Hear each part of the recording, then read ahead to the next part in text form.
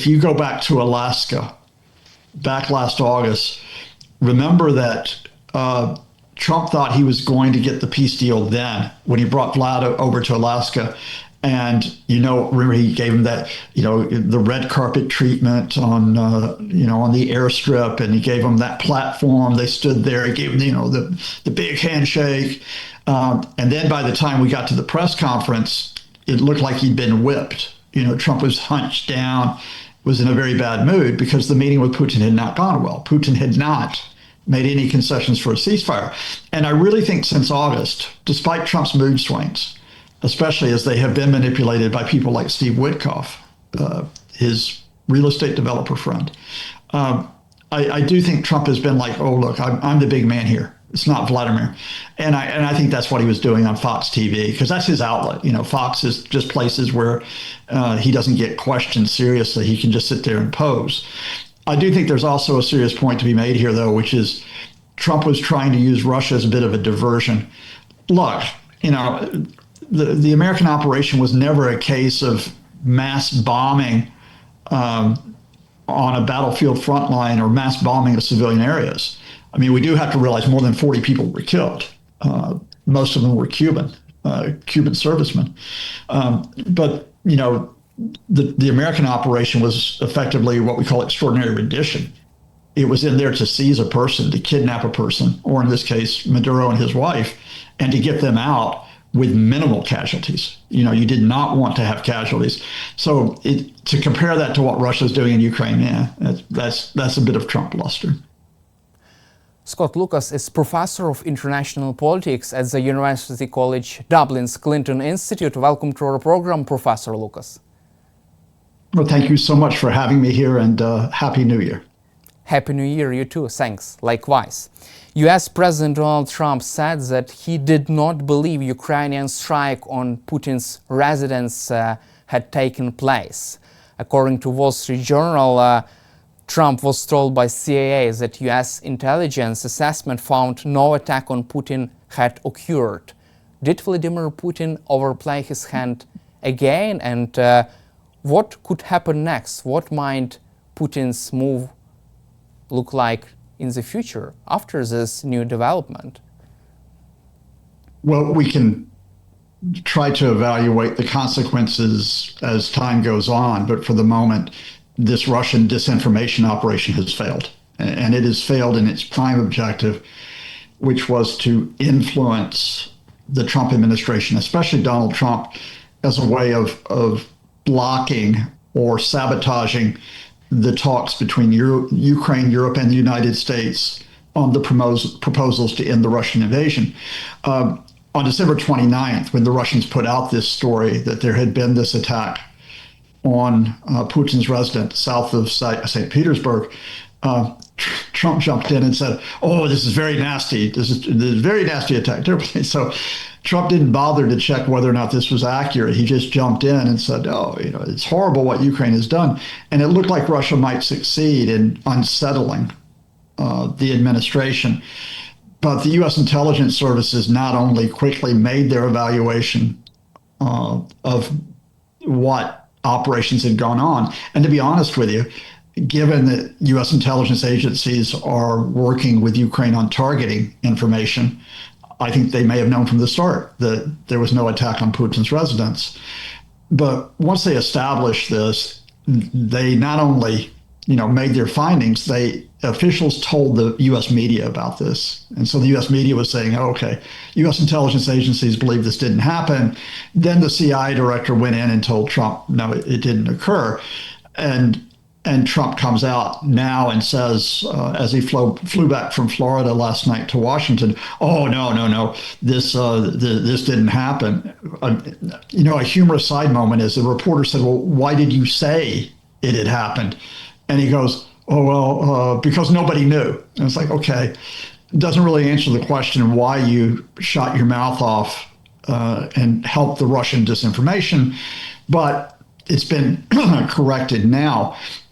I think it's interesting that there was one other statement that Trump made over the weekend, which may be influenced by the fact that he feels like he was deceived or manipulated by the Russians, where he has swung back to criticizing Moscow rather than Ukraine, and specifically criticizing Russia for killing civilians, which they have continued to do with the missile and the drone strikes. So once again, we're in a phase where Trump is decided that Russia is the bad person here and something should be done. And he might swing back. Tomorrow he might get upset with Vladimir Zelensky for some reason. But this is a pretty important moment, because we're in this moment where Ukraine and Europe are trying to get the confirmed proposals on security guarantees, on reconstruction, on territorial status, and to present these proposals to the Kremlin, who will reject them. They'll say, no, we don't, we're not going to accept this. We want more territory. We don't want you to have security guarantees. But Ukraine at that point will want American support as well as European support for continuing its defense. So yes, I think, without saying that it's like a turning point in the conflict or that Putin has completely ruined his position, I think the Russians miscalculated with this disinformation, and far from undermining the negotiations, the talks between Ukraine, Europe, and the United States, they actually helped boost them a bit. Let's also cover another interesting statement of Polish Prime Minister Donald Tusk before beginning this discussion about Venezuela. Polish Prime Minister Donald Tusk said that the US could deploy troops to Ukraine as part of this security guarantees. However, interesting opinion article by Philip Gordon in the New York Times with title Trump's security guarantee is empty is arguing that this security guarantee is real empty and does not worth withdrawing troops from the Donbass region. Is he right, Philip Gordon, who served as National Security Advisor to Kamala Harris? Well, this is precisely why talks are going on today between military commanders of Ukraine, of European partners, and the U.S. Because you don't just simply say security guarantees. What does it mean in terms of monitoring contact lines when you have a ceasefire? What does it mean in terms of monitoring demilitarized zones to make sure they stay demilitarized? And I think part of the Donetsk region will be demilitarized in the final proposals. What does it mean to provide the air cover to deter the Russians from carrying out missile and drone strikes? All of that has to be worked out. And you have to work this out with coordination amongst multiple nations here. We're talking about Ukraine, of course, but we're talking about European nations. And it does appear that we're now going to have European troops inside Ukraine in a support capacity, including from the UK and France. It does appear that we are going to have a US-led air operation, probably based in Poland, to make sure that Russia doesn't continue to attack from the skies. So you've got multiple nations that have to be worked out. You have to work out the command structure. You have to work out logistics. I could walk you all through this. But I think that does not undermine the importance of what had to be done at the start, which is Ukraine and Europe had to get the Trump administration to agree to the principle of security guarantees. Remember that, just under a year ago, when Donald Trump took office, we were talking about not just that the U.S. would not provide security guarantees for Ukraine, but the U.S. would not provide any assistance. No financial assistance, no military assistance, no intelligence sharing. It was just going to walk away. And for most of 2025, that was the contest, to get the U.S. back on board with the intelligence sharing, with the sale, if not the grant, but the sale of military equipment through NATO members. And then finally, yes, you participate in these security guarantees. Because the Biden administration never did. I mean, we never got to the point where the Biden administration would commit American forces as part of an ongoing commitment to Ukrainian security. So that's important. That's important to get that principle of the guarantees. There is a difference on the duration of the guarantees. Trump has said he'll accept 15 years. Europe and Ukraine would like up to 50. That'll have to be worked out. But no, I have respect for Philip Gordon. He's a good official. But at this point, I think we continue to make a gradual advance in terms of the United States being part of the defense of Ukraine rather than just walking away. Let's also cover current situation in Venezuela and breaking news from this region. US President Donald Trump announced on Saturday morning that US carried out a large-scale attack against Venezuela, and President Nicolas Maduro and his wife were captured and removed from the country. Today, Nicolas Maduro and his wife would appear in the court in the New York City. What is your assessment of this operation, this political move, and how could this influence Russia and China and position of both countries in the Latin America? I think we need to be honest, first of all, by saying that this kidnapping, and it was a kidnapping, not just a capture, it was a kidnapping of Nicolas Maduro and his wife by U.S. Special Forces, and then airlifting them to New York, where he is, in fact, currently being arraigned on drug charges. This was an act of war and a violation of international law. I mean, there's no way this is legal. Venezuela is a sovereign country. The Maduro regime was a repressive regime, quite nasty in terms of intimidating, detaining, sometimes killing its opponents. It ran the Venezuelan economy into the ground, where you just have people scrambling to exist day to day. More than 10% of the country has fled. More than 3 million people, in other words, have become refugees from their own country because of those conditions. But the fundamental here is that Venezuela, the regime did not pose an imminent threat to the U.S. Venezuelan regime was not attacking the United States. It was not doing so with its military forces. It wasn't attacking the Americans with cyber operations. It wasn't carrying out a massive economic sabotage. There's no grounds for taking Maduro. And indeed, even the charges that the U.S. has published, this is an indictment from 2020 against Maduro, along with 14 other officials, are very, very weak. It's very, very weak evidence, as legal scholars have pointed out.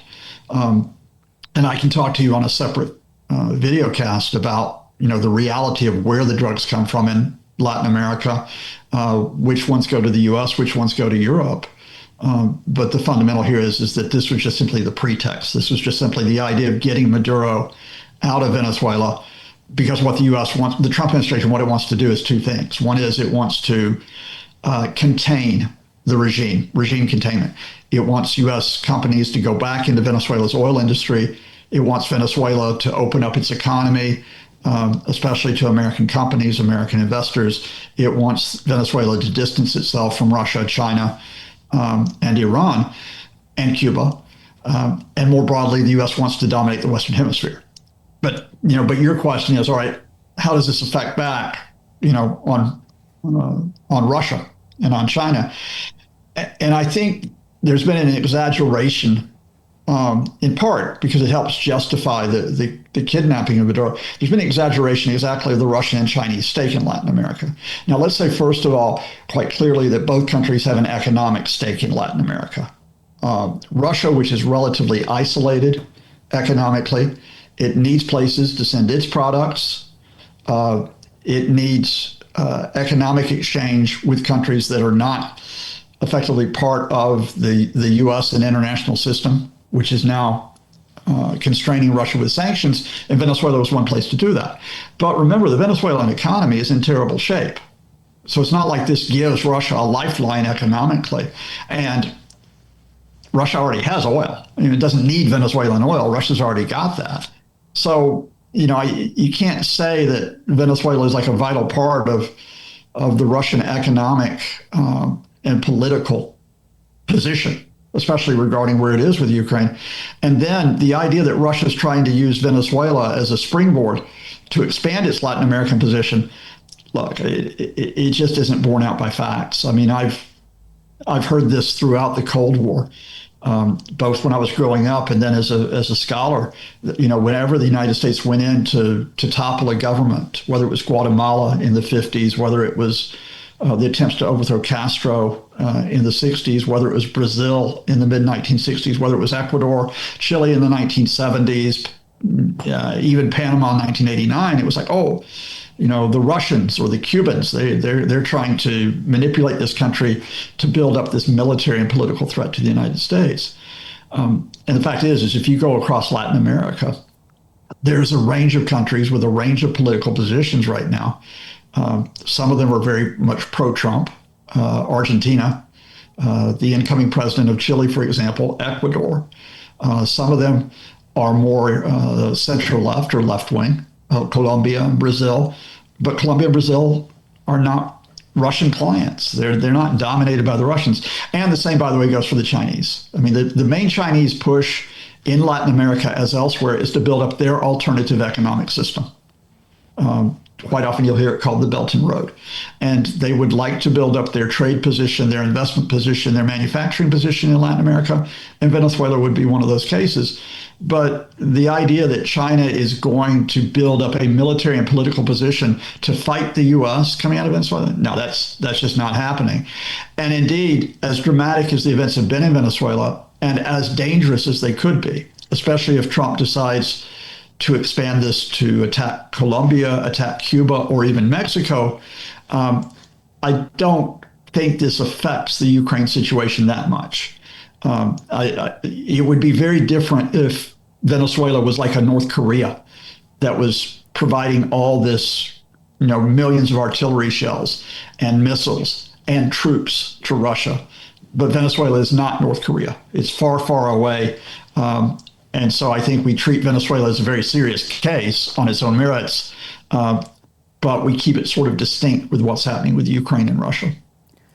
However, Russian oligarchs still are concerned about these developments. Russian official condemned this attack by U.S. forces, and also there is a kind of panic inside in Russia, inside Kremlin, around the Vladimir Putin's inner circle, because Russian billionaire Oleg Deripaska said that if U.S. partners gain control of Venezuela's oil fields, they would control more than half of global oil reserves and could try to cap prices around $50 a barrel. In such case, could this influence Putin's wartime economy revenues? Well, I think that would be the case if Venezuela was actually producing the oil. When you talk about Venezuelan reserves, they have huge potential reserves, about 500 billion barrels in the Orinoco River Basin. But that's very, very difficult, even with the most advanced equipment, to extract that oil. The terrain is very difficult terrain, and it's a very heavy oil. There's different grades of oil, and Venezuelan oil, because it's heavy, it's harder to get out. Now, Venezuelan oil production has dropped sharply. It's dropped sharply in part because of U.S. sanctions, but it's dropped in part because, especially under the Maduro government, they simply have not been able to maintain the sufficient investment and development of the fields, or even of the expertise to develop the fields, as Venezuela's economy has gone into free fall.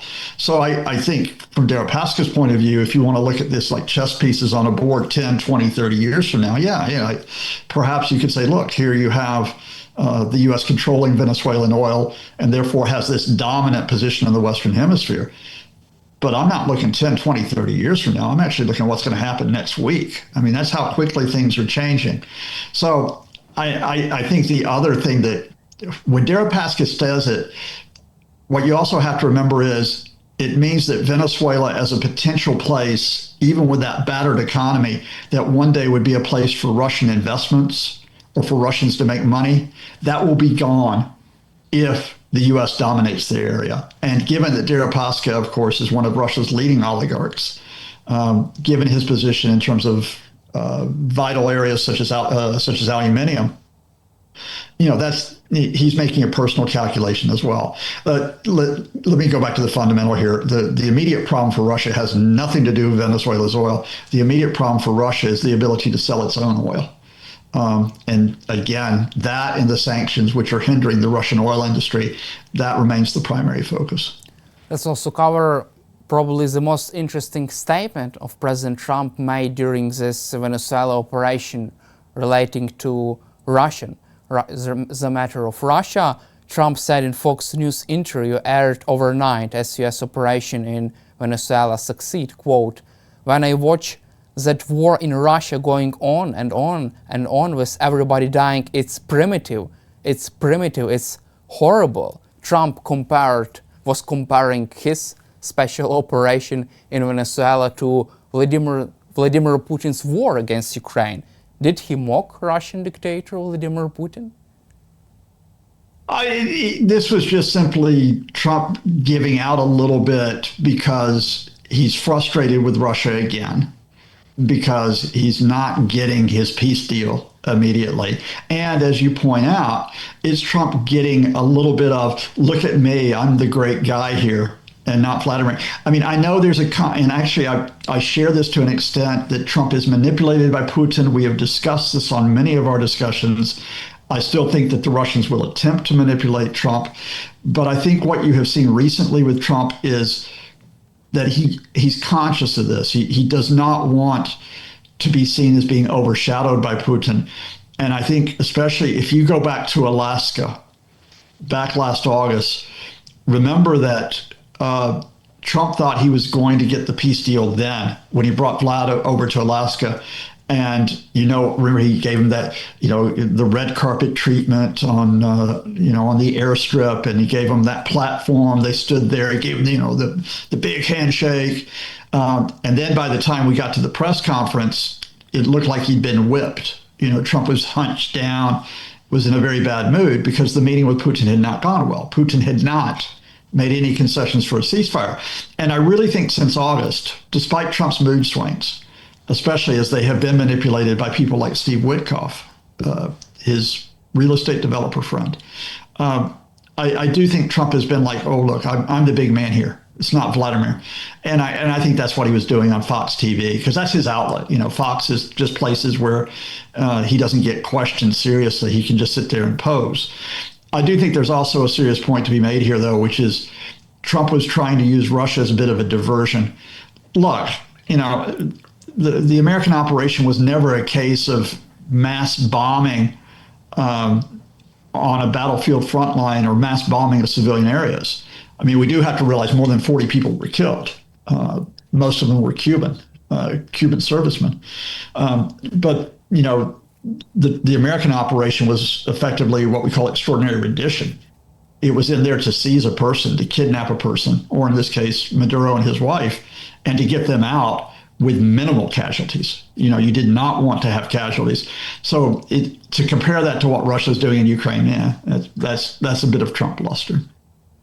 However, there are lots of discussion in social media about this matter. People were comparing, Trump's special operation, which lasted only 3 hours, with Vladimir Putin's so-called special operation, war against Ukraine, which still will last more than 4 years, probably. What is your reaction to this? And do you feel that Vladimir Putin is feeling humiliated right now by this comparison? Because he couldn't do the same, right? He wouldn't be able to do the same.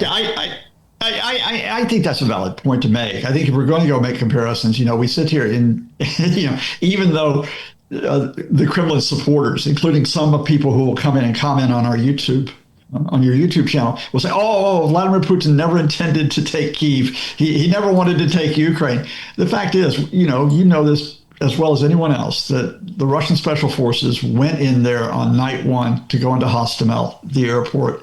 They were going to use Hostomel then as the staging post to get into Kyiv, into the center.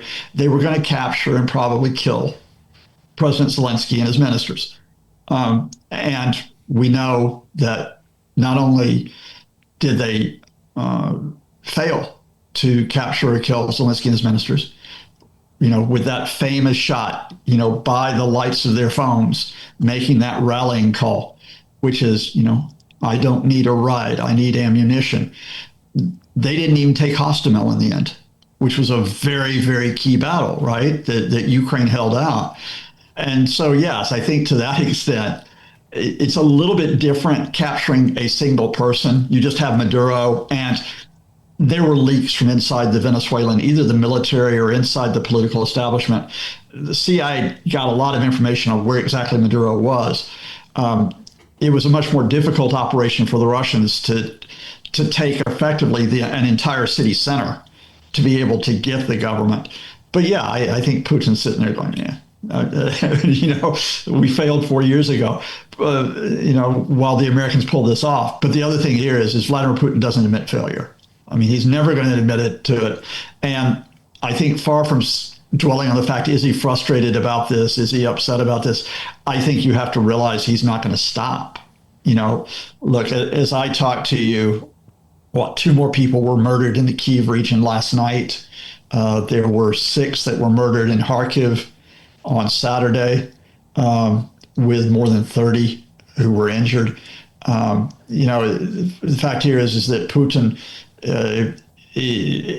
partly because he didn't succeed in the first weeks of the invasion, he's not going to stop now, which is precisely where the discussions are right now amongst Ukraine, amongst Europe and the U.S. And it's partly why there's this reshuffle of Ukraine's government as well, because I think President Zelensky knows that this is going to go on for some time. Let's also cover another difficult topic to discuss. What kind of message does the US send to the world, to the global community, by conducting such operation, right? And I would like to quote Gideon Rahman, the chief foreign affairs commentator for the Financial Times, quote, "So when China launches a special op to size the president of Taiwan, or Russia tries to do the same for Zelensky, what exactly do we say? You can't do that, it's illegal?" What is your reaction to this? And what kind of message does the US send to the world by conducting such operation in Venezuela? Yeah, Gideon Rahman's a smart person, and I think he's absolutely on the mark here, is that what the Trump administration has done has said that international law does not matter. Right? International organizations do not matter. Regional organizations do not matter. The only thing matters is what we want to do. And they had no legal basis to carry this out. So if China was to go into Taiwan and say the president of Taiwan does not recognize one China, which is our law, and it is. Therefore, the president is breaking the law. We must try this president in Beijing or Shanghai, and they go in and kidnap that president. What's the U.S. going to say in response? Where's the U.S. comeback on this? If Vladimir Putin, who has tried to assassinate President Zelensky, who's tried to capture Zelensky, if he finally succeeded in assassinating or kidnapping Zelensky and said, well, this is because Zelensky was an enemy of Russia who had committed numerous violations, was supposedly a Nazi, had discriminated against Russian citizens, all the disinformation. What's the American response to that? In other words, this is a very dangerous precedent that the Americans have set, because it is part of the breaking of the post-1945 system of international order, as flawed as that system might be. Now, what I find interesting is that a lot of European leaders are not saying this as openly as I am right now. There are some European leaders, Giorgia Meloni, who have actually supported the operation. There are some whose criticism has been very, let's say, muted. I think the French President Emmanuel Macron comes to mind. And then Keir Starmer, the Prime Minister of the UK, has just simply said, I need to find out more about this. I need all the facts. Like, it's not obvious what happened. And I think one of the reasons why you have this relatively muted response from Europe, including from the EU's foreign policy head, Tkiie, is because they don't want to upset Trump at this sensitive point over the discussions on Ukraine. If they come in and say, Mr. Trump, you've broken international law. This is really awful. You really should think about what you're doing. You should release Mr. Maduro. Then, they upset Trump possibly, where he says, okay, I'm going to pull out of the discussions with Ukraine. So that's why I think they're going to be very careful. I think the one exception to that is Spain. Spain actually joined a statement by several Latin American countries, Mexico, Brazil, Chile, Colombia, which criticized this as being an operation that had no merit, a very forthright statement. But I think Spain's the exception here, and that for the sake of Ukraine, European countries will be very careful how they deal with Venezuela going forward. Let's also cover another interesting statement by Marco Rubio. Probably he has been saying lots of interesting things during the latest several days, media engagements and clashes with US reporters, anchors. So he said that President Trump doesn't play games, quote. When he says he's going to do something, he means it. Why, in your opinion, this does not also apply to Vladimir Putin? Because after Maduro's capture by US forces, President Zelensky also commented on this matter, quote, if it is possible to deal with dictators like that, then US knows what to do next. He hasn't said that about Vladimir Putin, because Vladimir Putin is not in the Western Hemisphere, because Putin oversees the world's second largest army, even if it's an army that hasn't been able to conquer Ukraine, because Putin has nuclear weapons, because some people in the Trump administration see Russia as a trading partner, including the envoy who's been carrying out the negotiations, Steve Witkoff and Jared Kushner. So there will be no discussion about the fact that despite Vladimir Putin, unlike Nicolas Maduro, actually being the subject of an international arrest warrant, this is the International Criminal Court warrant over the kidnapping of Ukrainian children. Despite that, you will not see American special forces going into Moscow. And you will not see the Trump administration calling for the detention of Vladimir Putin. And remember, the U.S. is not even a member of the International Criminal Court. Now, let's bring that back to what I think may be the danger back in Latin America. And I think it is a danger that will have effects if it went this far regarding Ukraine, because it'll be so destabilizing. I'm troubled by what's happening with Venezuela. But I don't think we're at the point, and I initially thought this was regime change. And by the way, I'll just remind everybody, the Maduro regime is a horrible, horrible regime. Let's just say that. But regime change has not worked out very well for the Americans in recent years. Think about Iraq. And I think over the weekend, after Donald Trump made that statement in that rather bizarre press conference where he did not look very well, after he said the U.S. will run Venezuela, I think his officials rethought this very quickly, and they now are talking about regime containment. That is, they are not looking to change the government. They are looking to make the new president, acting president, I should say, Delcy Rodriguez, and the defense minister, General Pedrino, Interior Minister, Mr. Caballo, the foreign minister, they're going to try to get them to do what the U.S. wants. So this is regime coercion. You do what we want or we might attack you again. There's a real risk here, however, that the U.S. might go farther, in part because there is a desire at this U.S. domination of the Western Hemisphere. What the national security strategy just a few weeks ago said was the Trump corollary, the Trump addition to the Monroe Doctrine, which is from 1823. And what Trump bizarrely called the Donroe Doctrine. And that is that any country in the Western Hemisphere that they don't like, or that they see an advantage in terms of trying to seize its resources or get a favorable economic deal for its resources, they could apply military as well as economic and political pressure. So Marco Rubio, as well as Donald Trump, have said that Cuba could be next. Trump has also threatened Colombia with the false claims that its president is involved in cocaine smuggling.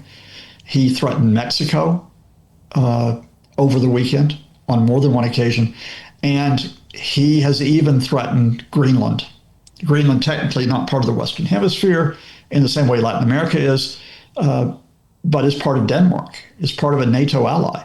But Trump and his advisors, Trump said it, the U.S. needs Greenland to be effectively part of it.